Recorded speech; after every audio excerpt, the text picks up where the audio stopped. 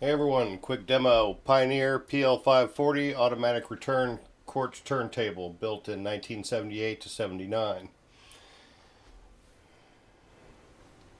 Q lever up. Let's put it over here. And drop it down.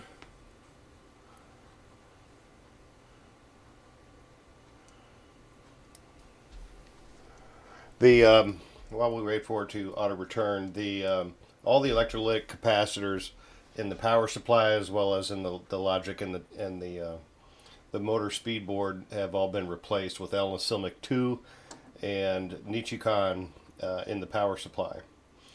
It's all complete. It's got a new feet I picked up off eBay.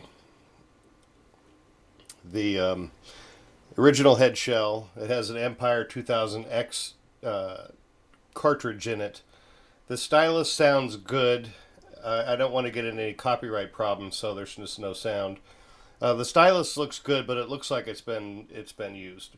I would call it a high mileage stylus, but they sell them on eBay. It looks to be all original. Counterweight, all the goodies on the tone arm are all there. Hinges are in great shape. The cover is scuffed. I don't know how well that could be seen, but that might even be tape on the other side, but there's some fairly good scratches in there. But to look at hopefully, let's try this, see if you can see.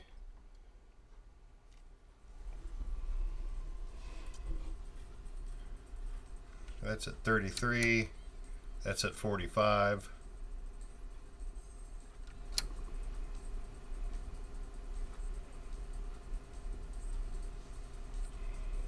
That's back at 33. It recovers and locks very quickly.